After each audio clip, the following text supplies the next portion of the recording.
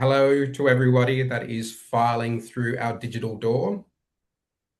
We've started 1 minute prior to noon, just so people can get comfortable.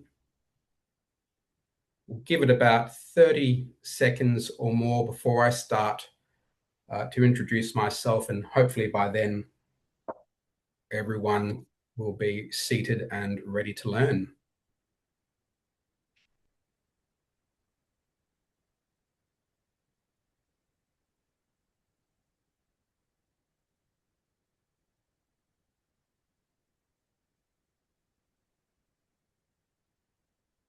Hi to everyone coming through. I can see those numbers steadily climbing. It's wonderful to see you all here. We're going to give it another 30 seconds and then we'll kick things off.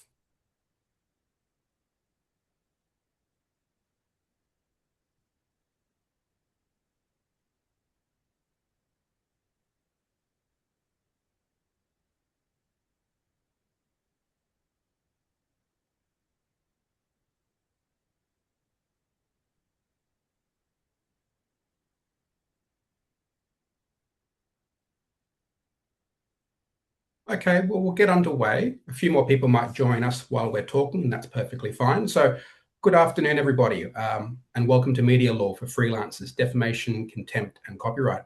I'm John Bergen from the Walkley Foundation, and it's a great delight to see you all here today, ready and eager to learn. Before we begin, I'd like to acknowledge the traditional custodians of the land on which we are joining from today and pay my respects to elders past, present, and emerging. I'm speaking from Gadigal country in the heart of Redfern, and I extend that respect to any Aboriginal and Torres Strait Islander people joining us today, wherever you might be. So, freelance journalism, it's always required independence, initiative, and judgment, but in the current media environment, it also increasingly means carrying risks that were once more often absorbed by newsrooms around you. So, freelancers are expected to move quickly, to work across platforms. They're expected to manage their own commissions and contracts and make difficult editorial calls, often without the immediate support of an in-house team of lawyers, editors, or production. Now, that makes a practical understanding of media law especially important. Defamation, contempt, and copyright, these are not abstract issues. They can arise in the ordinary course of reporting, in how a story is framed, what is published while a matter is before the courts, how material from social media is used, or what happens when images, excerpts, or other content are incorporated into a piece of work. And the consequences of getting those calls can be both serious, for both professionally and personally. So today's session is designed to help make that landscape clearer and easier to navigate. It's not about turning journalists into lawyers, and it's not a substitute for legal advice. It's about building the confidence to recognize risk earlier, to ask better questions, and make sounder decisions before publication. In order to achieve that, we are very pleased to be joined by Mark Pearson, Adjunct Professor from Griffith University and one of Australia's leading authorities on media law and ethics. Mark is the author of The Communicator's Guide to Media Law, and he's spent many, many years helping journalists understand how the law intersects with daily reporting practice. So Mark's going to take us through lots of segments today: defamation, contempt, copyright, plagiarism, and AI. There'll be an opportunity to ask questions after each segment. So please feel free to put your questions into the Q&A function as we go. And with that, I'll hand you over to Mark. Thanks, John. And I hope everyone can see me clearly there now. Can you see and hear me okay? Put your hand up if that's okay, and raise your hand at the bottom. Great, thanks so much. And I don't know if I've taught any of you before, or how many of you might have done media law at some stage at university or in a short course. But you'd fully understand that we can only cover a few things in this session. First up, I'd like to pay my respects to the traditional owners of the land where I am. That's the Kumba people here on the Gold Coast of the Yugambeh language group, and their elders past, present, and emerging. But I'd particularly like to pay my respect to the tens of thousands of years of communication law that they have practiced.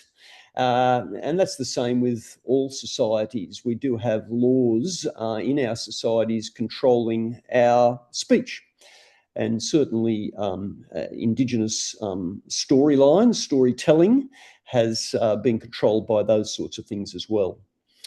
At one stage, I visited and trained in Samoa, and their storytelling is highly respected. The storyteller in Samoa is known as the Tusitala, and the greatest Tusitala there in recent centuries was the great author Robert Louis Stevenson, who spent the last years of his life there and was so highly respected as a storyteller.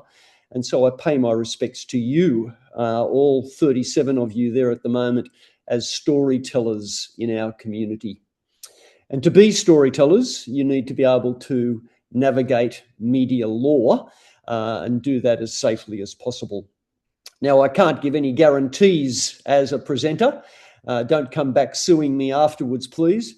The fact is that I am not a registered lawyer. I've done qualifications in that area, but I haven't been registered to practice, so I can't give you legal advice.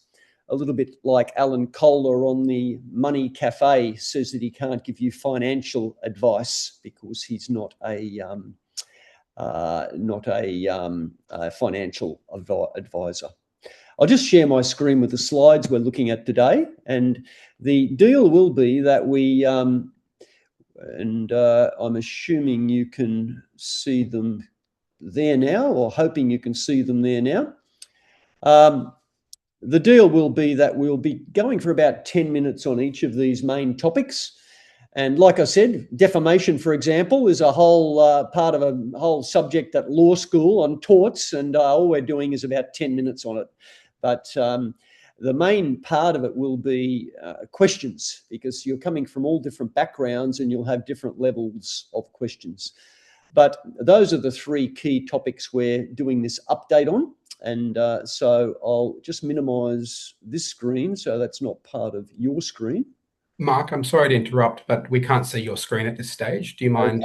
Okay. So I thought I was sharing it. So I'll go back here again and press share again. Is that okay now, John? Yes, we're getting there. And if you just hit present, we'll be able to see your lovely slides. Thank you. While we're dealing with the administrative things, you were hoping people would put their questions into the Q&A, weren't you? There's a lot of chat going on in the chat area. You wanted them in Q&A? Yes, please. Any questions to put to at the end of each segment can go into the Q&A section, please. Right. Okay. So hopefully you can see my screen there now. And I will just get rid of the, well, I might just leave that one there for the moment, not sure whether it'll close up the whole thing, but I'll just minimize it there. So they are the main things we are covering. So and I'll do the slide show. There we go. So defamation, and as you all know from following the news and maybe from your previous studies, defamation's the law concerning publications that might damage someone's reputation. And it consists of these four elements in most of Australia. To begin with, defamation, firstly, if you write or broadcast something or post it on social media, it must firstly contain an imputation to be defamatory. Now, a defamatory imputation is a defamatory meaning. So the meaning that it contains must be something that lowers someone's reputation in some way. Now, that lower meaning can come from the actual words themselves, by, for example, saying that somebody is a fraud or they are corrupt, or perhaps through reading between the lines, through what we call innuendo. So it could be that you, rather than say that, you might say that I certainly wouldn't be leaving my finances in the hands of so-and-so. And that would imply that they were perhaps fraudulent or a thief or something like that. And that would be an innuendo rather than the actual meaning of the word. So you can be caught out on both. Identification is the second factor required for something to be defamatory. And that does not necessarily mean you have to name someone. The identification can come from narrowing them down to one of a small group of people that you are identifying. So, for example, if I said I wouldn't trust any of the developers developing commercial premises at the northern end of Burleigh Heads at the moment, then because they are all involved in drug dealing and corruption, then if there are only 2 or 3 developers involved in developing properties at the northern end of the Gold Coast of Burleigh Heads at this point, then it could be that any one of them could sue me because I've implied, because people might think less of them as an individual, even though they weren't named. So as freelance journalists, you really have to be very careful with the identification of people. It's not enough to try to get around identification by writing it in a very smart way where you are hoping your audience understands who you're talking about, because that's where you can accidentally identify somebody by mistake. If you are going to defame them, you probably do need to name them and make sure the rest of your defences are in order, because in a couple of moments we look at the defences to defamation, and they are probably the most important part of it, because as long as you have a defence available, you will be on safer ground. So identification, not necessarily naming, it can bring it down to just a smaller group of people. And some of the worst cases in Australia have come about through accidental identification of the wrong person. The serial killer suspect who was wrongly identified, the face of the woman who murdered her 4 children on the front page of all Fairfax newspapers a few years ago, when they'd gotten the wrong photograph, and the photograph of a hairdresser from that town instead of the accused person herself. The third factor it requires is publication. So it can't be defamatory unless it has been published in some way. Now, publication can be as little as sending an email about someone to someone else. Publication only requires it to go to another person other than the person publishing it and the person it's about, the potential plaintiff. So as long as it's gone to that one other person, it can be defamatory and actionable. Now, as freelance journalists, that means you have to be very careful of the way you frame questions. Just say you're doing an investigative story and you're sending off questions, and the questions themselves are accusing somebody of wrongdoing. You're damaging their reputation through the questions, and depending on who you are sending those questions to, it could be that is enough to damage the person's reputation significantly. It could be, for example, someone they're doing business with and they cancel a contract as a result of your questioning. Now, in most parts of Australia, other than Western Australia and the Northern Territory, reforms were introduced in 2021, which introduced a new serious harm test. So as well as having a defamatory meaning, and as well as identifying the person, and as well as it being published, in most parts of Australia now, you also have to establish early on in the proceedings that a plaintiff has to establish that the publication has caused them serious harm, not just some minor inconvenience. And as a result of this, we have had some cases that have been stopped in those very early stages because they were found not to have caused serious harm to the plaintiff. One was where, in the last couple of years, where not enough people had been proven to have seen the material published on a website to convince the court that serious harm had been caused.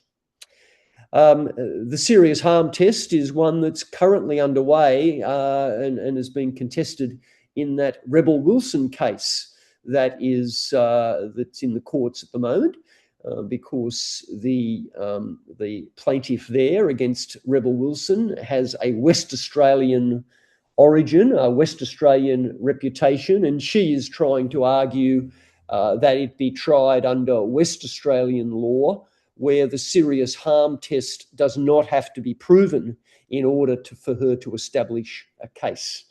So we'll see how that one pans out. Now, on each of these topic areas, there are certain artificial intelligence risks attached to them. And I think the main point coming from this is that if you're using AI in your writing and research, it really comes down to the fact that the publication that you publish is under your name, and you're selling it to the outlet that is buying it. So you are playing a role in the publication as the author, and therefore the person, it's actionable against you. The plaintiff can come looking for you. In defamation, anyone responsible for the publication process, whether it's the writer, the announcer, the broadcaster, the editor in some cases, and certainly the publishing company, can all be sued for defamation. And in many, many cases over the years, the journalist has been named as the co-defendant in defamation cases. The most notable one in recent times that springs to mind is Lisa Wilkinson, who was co-defendant along with Channel 10 in the Bruce Lehrmann case over the Brittany Higgins interview. That case has now ended, as in it has reached its highest appeal stage. Only a month or so ago, the High Court refused Bruce Lehrmann permission to appeal to the High Court. So that one's over. Now, as I said, the most important thing we work with once we understand what defamation is we try to do our publishing within the defences. Now, how close you go to the requirements of a defence will depend on how well backed you are by the media organisation you are publishing for. And I say that because the reality of defamation is that the rich and powerful seem to win out on both fronts, whether they are pursuing a defamation action or whether they are defending it. So if you're publishing, if you're if you're a freelancer for a very small outfit that doesn't have many resources, it's more likely that you will be left stranded if a plaintiff sues you for defamation. Whereas if you're freelancing for one of the major news organisations, it's more likely they would stand by you and your story and defend it as much as possible. So you need to bear this in mind. Sometimes the best freelance journalists are the poorest, I'm sorry to say, because they're the ones that the plaintiffs are less likely to go for because they don't have very much in as far as resources for them to claim against them. We've just seen a couple who were far from poor after a major federal government settlement. Brittany Higgins and her partner declared bankruptcy as a result of the legal costs and the damages awarded against them by the former Minister Linda Reynolds over publications they had made about her. So even the relatively wealthy can be sued, and it can break them, unfortunately. Truth is the best defence if you have all of the evidence available to you. The problem with truth is proving it, and that's where journalists have traditionally become unstuck. We've had two major success stories, two major victories in defending truth in recent years. And one was the Lehrmann case, which I just mentioned to you, where both Channel 10 and Lisa Wilkinson managed to defend the allegations against Bruce Lehrmann of the rape in Parliament House of Brittany Higgins, defend it on the grounds of truth. But those of you who followed that in the news would understand what a messy case that was and how nobody really escaped that whole trial with their reputations intact. the Learman case is really not the best lesson in how to use truth as a defence, because in the end, in that case, it really came down to the judge, Justice Lee, viewing a lot of the material himself, and him deciding on the balance of probabilities where the truth lay, because Channel 10 and Lisa Wilkinson had not done a particularly strong interrogation of Brittany Higgins's claims at the time, and that left them, that meant that it became quite a line ball case in the end, which they managed to be victorious in. On the other hand, the other flagship case where truth has operated as a defence has been the Robert Smith case, where the Victoria Cross awarded war hero Ben Robert Smith sued the 9 newspapers, former Fairfax newspapers, and their journalists, Chris Masters and Nick McKenzie.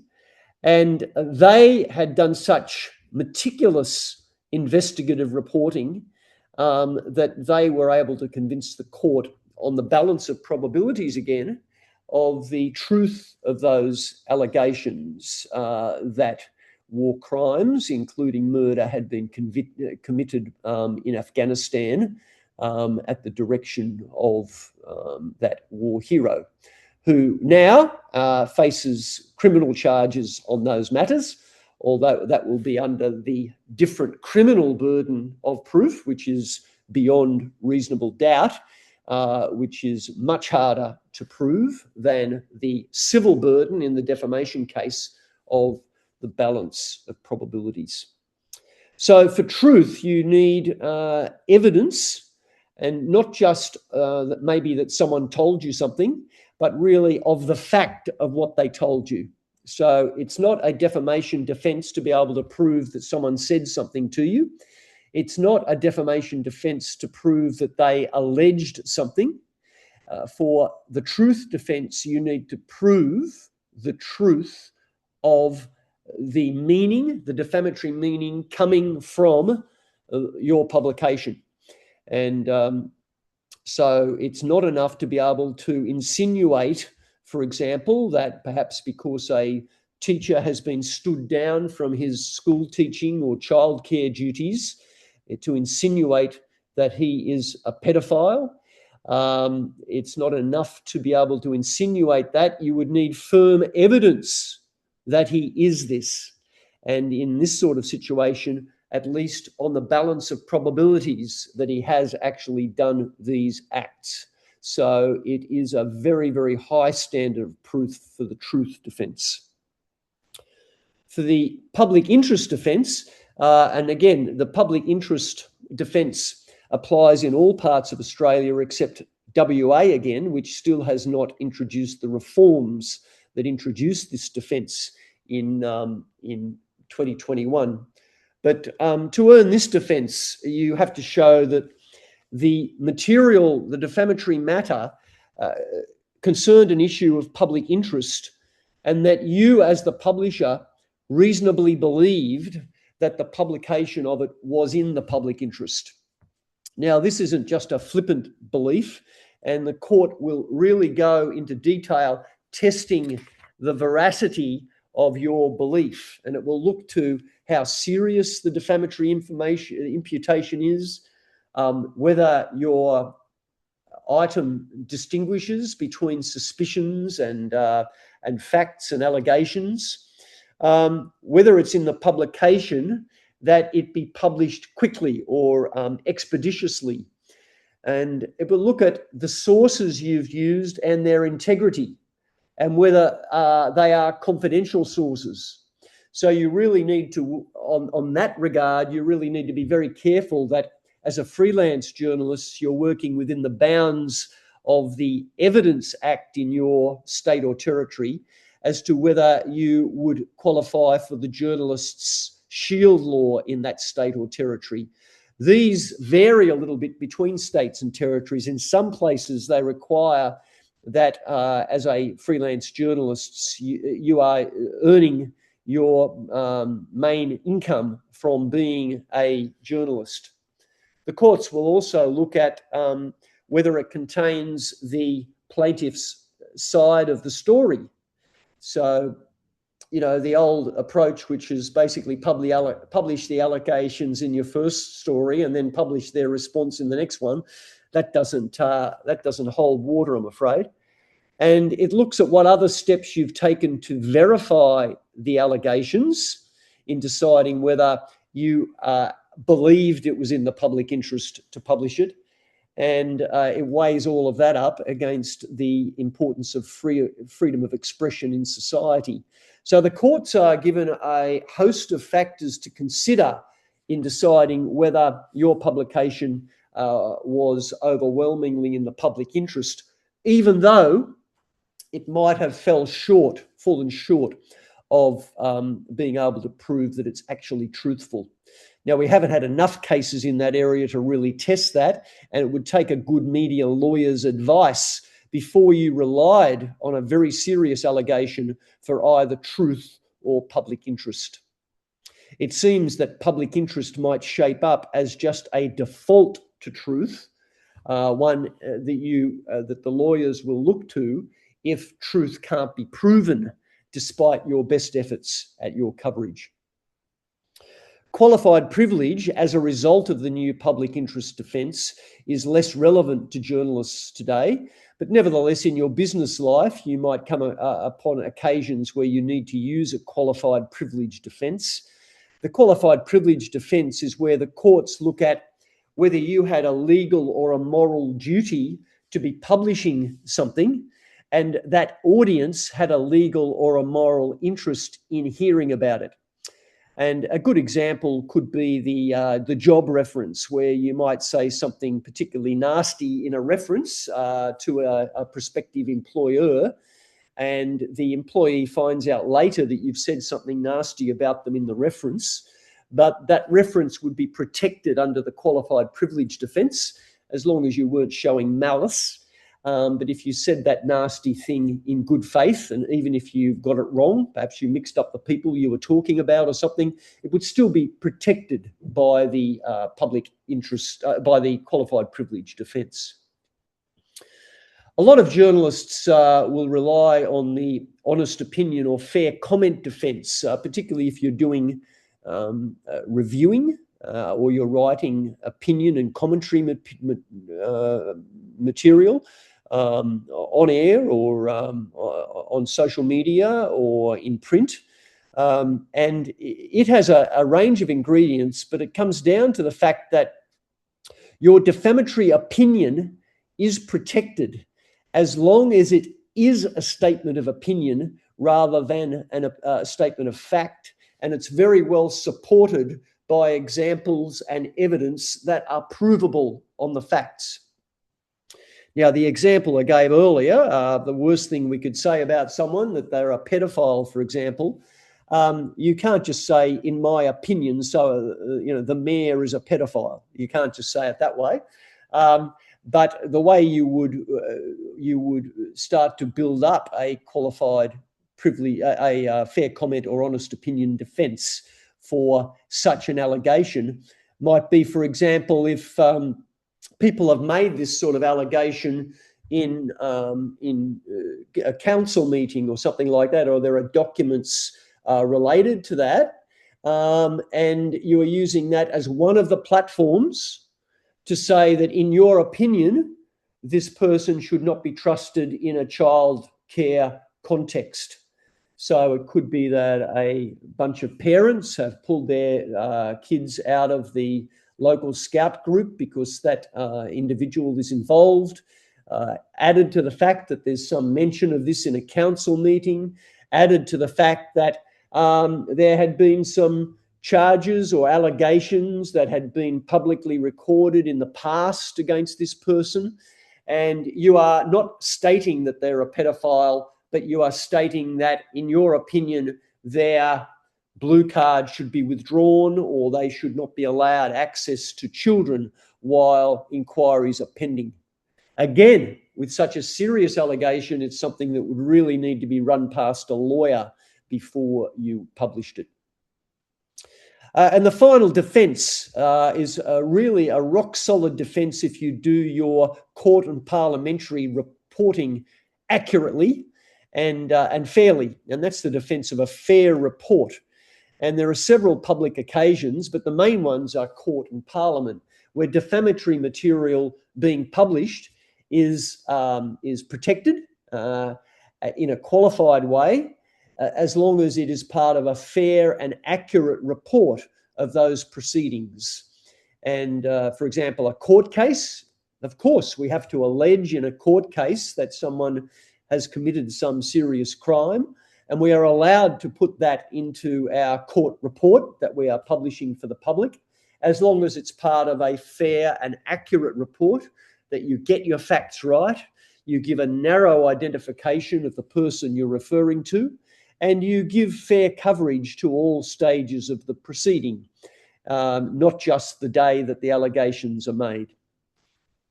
So they are the main aspects of defamation. It's the biggest topic, and we've gone for quite a while on that. So what I'll do is now open it up to the Q&A area and take a couple of questions on that one, if we can do that. So I'll see what we can do here in a minute or two before we get on to contempt. So Annie asks, can you clarify the difference between companies and individuals in regard to defamation? Yes. Thank you, Annie. A company that has more than 10 employees cannot sue you for defamation. So you've got to be careful there. The individuals within that company can. So if you said something nasty about Bunnings, they could not sue you for defamation.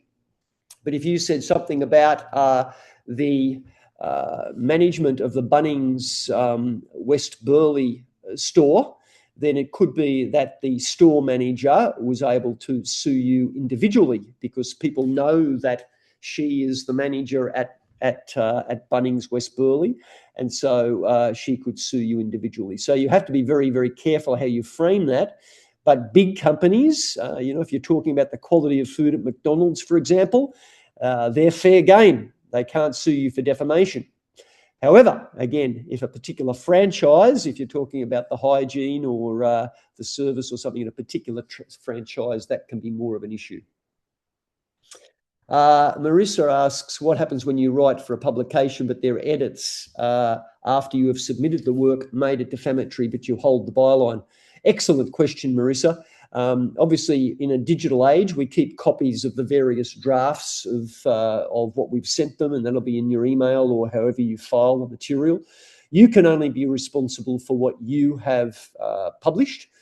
If it came to it that you were given a proof of the article prior to publication and you noticed these things and you could then write to them saying, please take my name off that article, I think that's leaving us liable for defamation. And that would be enough to show that you made the effort to distance yourself from the article. Steve Stockwell asks, is it still defamatory to say someone is dead when they are still alive? Well, first up, the dead are an interesting topic area, because as I understand it, it's only in Tasmania where the dead or the estate of the dead can actually sue you for defamation. So in Tasmania, only the dead or the estate can sue. Now, you're talking about someone who is alive, but you're saying they're dead. Now, as far as straight defamation goes, it would not lower their reputation to say that they have died. But there is a separate action called injurious falsehood.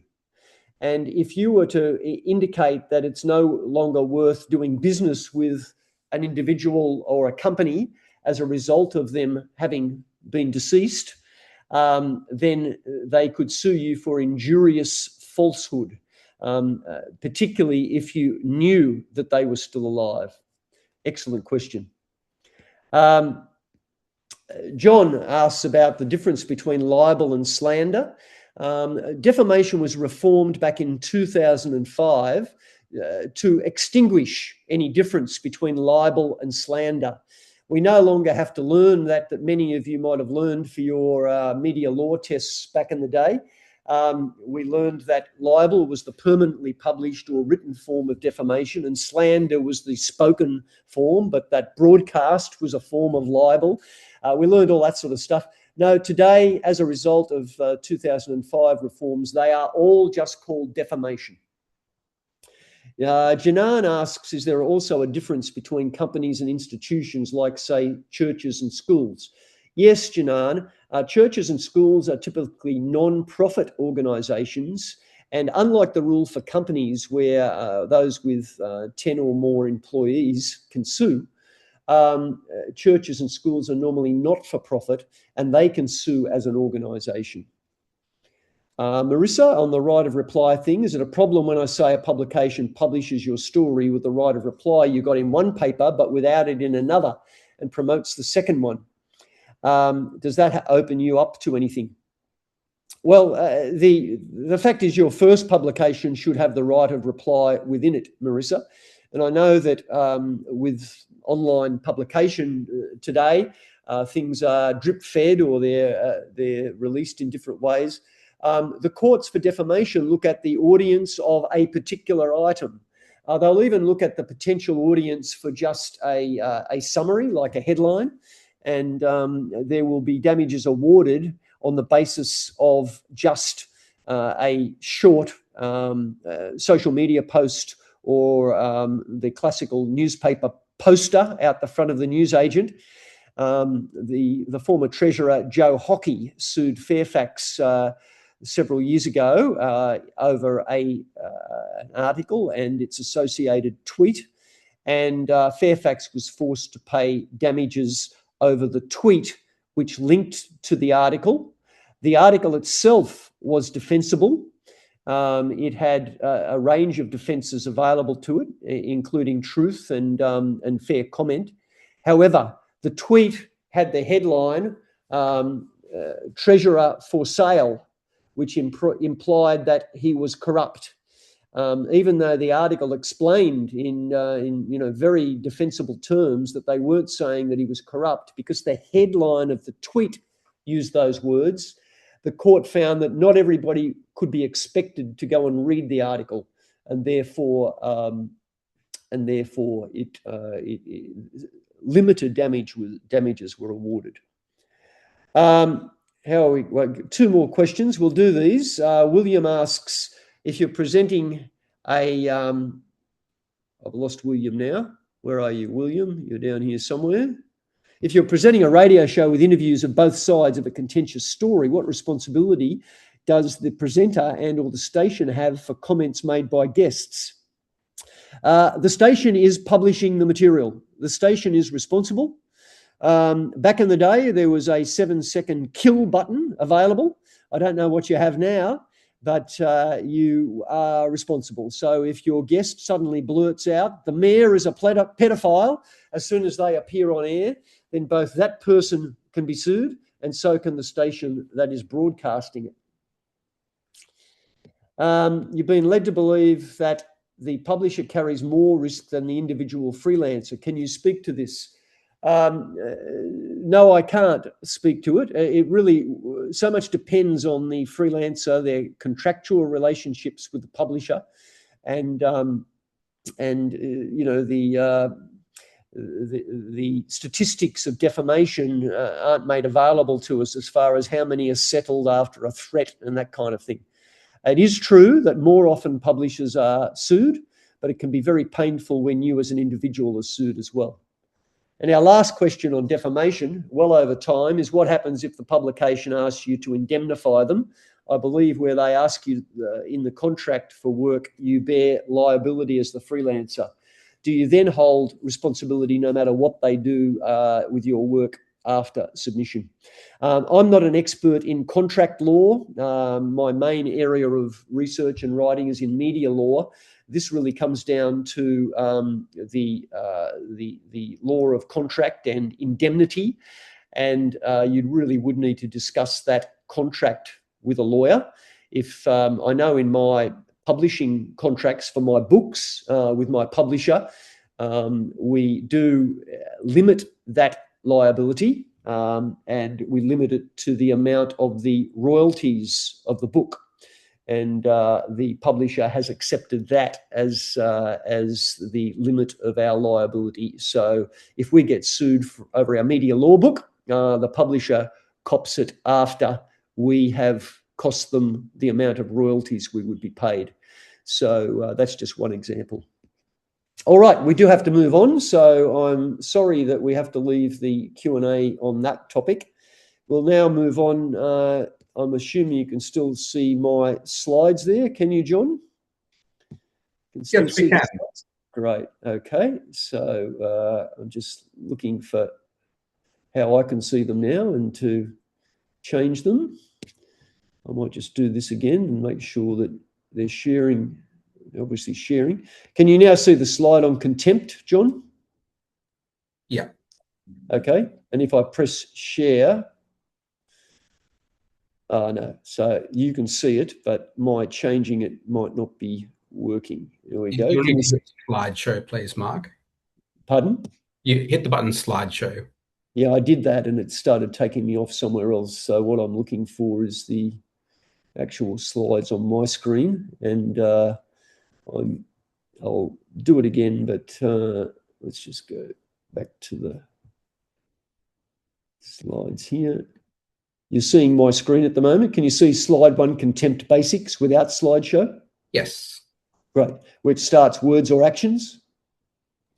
You can see that? Yes, we can. Great. Okay, I might just do it this way for the moment. I'm sorry. As long as you can see it, all right, I'll stick with this method.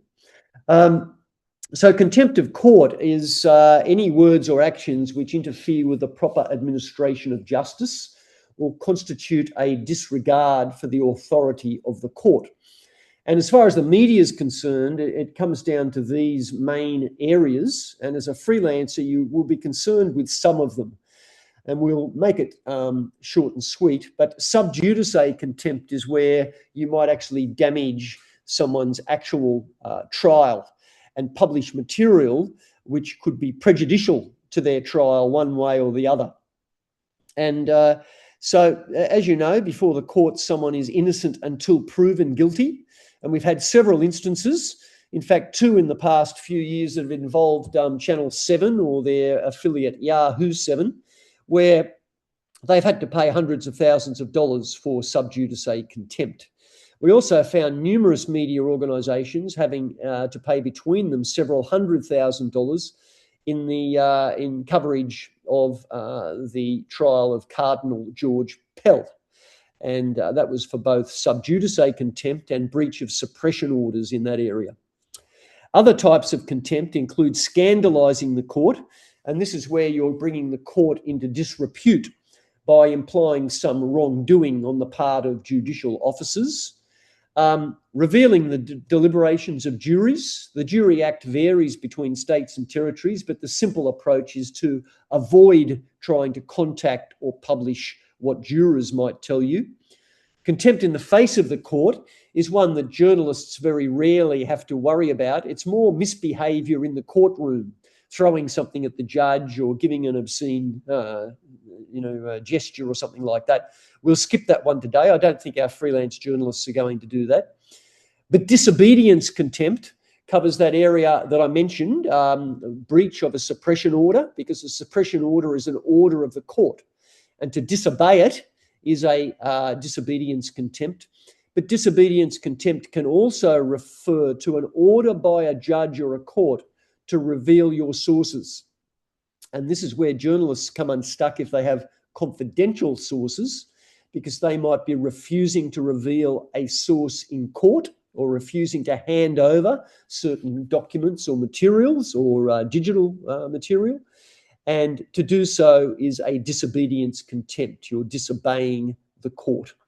So they are the main topics areas in sub judice contempt. As far as that big topic area of sub judice goes, you really do need to know this inside out, as well as the defamation defence of fair and accurate reporting, to be able to cover court effectively, because you are so liable to sub judice contempt. It's also highly relevant for for crime reporters as well, because once a matter is before the courts, you have to be very careful of what you are publishing about it. So, for example, at the moment, we have the women who arrived in Australia by plane with their children, the so-called AEST brides, who have now, 3 of whom have now been arrested and charged with, highly, very, very serious offences. And those offences need to work their way through the courts. Well, as a freelancer, you might want to do a story about, the inside story, the AEST brides and their children, and what they really did and what they got up to, and why 2 of them are innocent. And all of this is sub judice, because the sub judice period starts the moment someone has been arrested or charged with a serious crime, a crime that will go before a jury, known as an indictable offence. The only real defences you have to sub judice contempt are a defence of a fair report, which is the fair and accurate reporting defence that I told you about for defamation. But there is a public interest defence that has been successful very, very rarely. Darren Hinch failed in trying to use it many, many years ago when he broadcast prejudicial material about a pedophile former priest. So this topic area again raises the issue of AI. AI might tell you all sorts of things about a topic area, such as the AEST brides and their children, and it's not being concerned with. You might be able to train it to be concerned with the rules of sub judice contempt, but I would suggest it gets checked by a lawyer if you do that. But it is not normally going to produce material that falls within the bounds, so you would need to check and double check that material. As I've found with media law students over the years, the use of AI is also fraught in any of these sorts of topic areas, because of its tendency to hallucinate, to invent material. I have had students cite cases that didn't exist in their media law essays. And if you were to do that and to include a paragraph about a case that didn't exist, as many lawyers have done, been deregistered as a result of using AI in their submissions. So contempt, we won't go into each of these topic areas. John's going to make some notes available to you, but I will open it up to some Q&A questions about contempt, because we only have 10 minutes remaining. So we'll look at a couple of those questions now if you'd like to ask them. So just finding them now. Q&A, there's 2 there. So, can publishing adverse historical allegations of the former AAT, now ART, be considered as contempt, although it's not a court as such, but it is headed by magistrates? The fair and accurate report defence to both defamation and contempt does have some requirement that it be contemporaneous, that it be to do with a current matter. So your fairness might not extend to being historical. It could be, however, that you're able to defend it in some other way. Now, I'm answering this to do with defamation, but obviously past convictions, allegations, character material is highly contemptuous as far as sub judice contempt goes. So if, for example, someone had appeared before a tribunal some years ago and there was an adverse finding against them, that would not be able to be raised about them while they're facing current serious criminal charges. Alison asks, social media seems such a challenge for the application of contempt law. People say whatever they like. That is true, Alison. We do need to think about the legality and the reality of media law. And in the area of contempt, the prosecutors and the courts are very unlikely to go after just an ordinary citizen with a very small social media following for a contempt charge. But as soon as they start to get a larger following, and if that following is more in the area of the trial, where the trial is going to be, that's when they need to be very careful. And that's why the major media organisations, influencers, prominent journalists that have a large following, they need to be particularly careful about what they say on social media in the lead up to a trial. Jinhua Qian, how is both defamation and contempt applied to tip-offs or questions, Ray, allegations? You said that an email to one journalist can count as publication. Yeah, well, firstly, there has to be serious harm caused by the publication everywhere except WA, as I mentioned earlier. So as far as defamation goes, you just need to be judicious in who you are sending such questions to. So if it's a serious allegation and you're sending it to their employer and then they get sacked as a result of your questions, then they might come looking for you for defamation as a result of that three-person communication. With contempt, the courts are more concerned with broader publication because that's where the damage can be done, because the courts are more concerned with potential jurors and witnesses being impacted by what you say. So you can pretty much say what you like in your very limited WhatsApp chat group about any upcoming case, and it could be you've got 20 or 30 people amongst your friends and you're saying nasty things about the accused. The courts aren't going to come looking for you there because you're not going to impact witnesses or jurors. Whereas if you republish that discussion as part of your freelance article, they might. So we'll leave those there for the moment, and I'll come back to our final topic. And we might just do that we have to do that very, very quickly, I'm sorry. And that is copyright, plagiarism and AI. For freelancers, copyright and plagiarism are both very important issues. We've already had freelance journalists. I recall there was one recently where Crikey had to make an apology that they'd used the work of a freelance journalist that had allegedly been drawn from AI material, and this had been exposed, even though they had a policy against that. Several major outlets have had this happen. You have to walk that line very, very carefully. So obviously plagiarism is the ethical practice of appropriating someone else's work, stealing material from someone else's creative work. And your code of ethics as a journalist, as a member of the MEAA, it's the most simple of the clauses in your code of ethics. It just says three words: do not plagiarize. Do not plagiarize. So you can't steal other people's work in that way.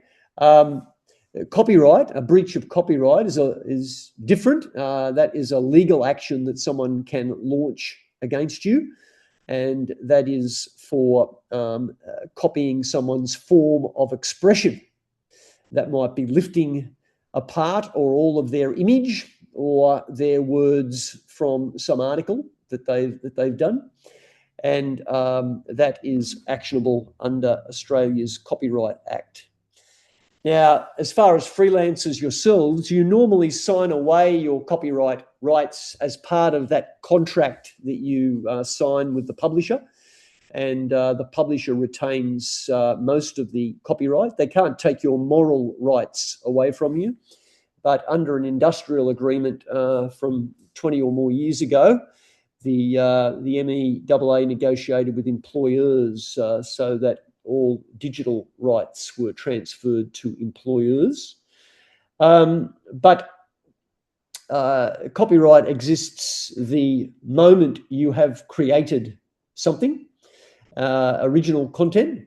Now, that's where AI kicks in, of course. It's when you've created original content, and the courts are still working out how they can disassemble what you've written from any original content being created by AI. But clearly the AI generated material is not yours. It's not your original work. So the creator does hold copyright unless assigned or licensed, or if it's in the public domain. So you can either assign or license the use of your work, such as through a contract, which for your freelance work would be the permanent assignation of the material to the publisher. But you can also do temporary or one-off use for certain things as well. But this all comes down to the sort of contract you strike with them. It lasts for 70 years after the creator's death, which the poor old rock band Men at Work found out with the music riff, the flute riff out of the land down under, where it had come from a 1930s song, Kookaburra Sits in the Old Gum Tree, and that the estate of the author, who had not been dead, of the creator, had not been dead for 70 years, they came looking for Men at Work and won that copyright action against them. Unlike plagiarism, which does protect ideas of other people, copyright only protects the form of expression. So, in other words, if someone has written an article for the New Yorker and the ideas they had in their article are not defensible through copyright, you can take up that same story idea and do your own research and writing around it. It might even follow their same structure. But as long as the form of expression is your own, then they can't sue you for breach of copyright. Be very careful with the use of what is online. Just because you can freely view something, such as a photograph, does not mean that it's freely used. You need to check the licensing of it. And one way of doing that is seeing through your Google or web browser search, seeing whether it is licensed in the public domain, so whether it's been made available to be freely used. So they are the three main topic areas. The key takeaway of the whole session is that it's a process of being aware of the risks and weighing them accordingly. As freelancers, you may not have much backing to take on powerful figures who might sue you. So I really suggest you be more conservative in your coverage and try to work very much within the defences. No publishing is 100% safe, but important work can be published if you think very carefully and mindfully before you publish it. One of the key questions is, what would I think if this was published about me? That's a good starting point. Of course, strong public interest journalism does need to be published, and we need to do that confidently, but it's best done under the protections of major media organisations if you can arrange that. There's a bit of homework there for you if you want to look up on austlii.edu.au to find cases in these areas and read about them on the cases themselves. So we'll just have our final couple of minutes to see if any more questions have come through, and I'll just look there to see if there's anything more in the Q&A area. So What have we got? What's in the public domain under copyright? You'd have to look up that actual wording, Alison, in the Copyright Act, the definition. I don't have it in front of me right now, but material can be in the public domain through some of those, Creative Commons sites and so on. And so some people do publish and launch material so it is strictly in the public domain. And what about information on people's individual social media accounts that you use in your stories? Well, depending on the size of it, the courts will always look at what's reasonable. If someone has posted something to social media, they have published it. If they published like a long post and you use their exact words under your name, that would be problematic. But because they've published it publicly, you could quote it and attribute it to them. You have to be very careful with photographs. And most of the media organisations pay out tens of thousands of dollars a year to people because photographs that they have taken have been published in the major media outlets just with the word photo Facebook on it. That is not enough. They need to find out who was the actual creator of the material and find out what whether they require payment or not. So they will retain lawyers and they come looking for you afterwards if you have just ripped off a photo from social media. So I tell you what, that was 1 hour, and I don't want to take anyone else's time. So thanks for joining me for this session, and back to you, John, for whatever the next session is. Thanks for everyone for being there. Thank you, Mark, and I will try to keep my camera at a minimum because of the lights and the strobing in here. Apologies, everyone. So thanks very much, Mark, for such a clear and practical session and for helping us understand how these issues show up in the real world of freelance journalism. Thanks to everyone today who joined us and contributed questions. We know that the legal risk out there can feel daunting, particularly when you're working independently. But the aim of this session was to help you recognize the pressure points earlier and to ask better questions and to make more informed decisions before publication. And we have put a poll up on the screen, and I noticed some of those answers are filtering through. Most people feel like they have definitely gained some interesting perspective from today. Others are probably, thankfully in a minority, have become a little bit more aware of the sheer scope and scale of some of the issues that arise, but we're here to help in any way that we can. So we'll send a short follow-up after the session, including any relevant links and resources.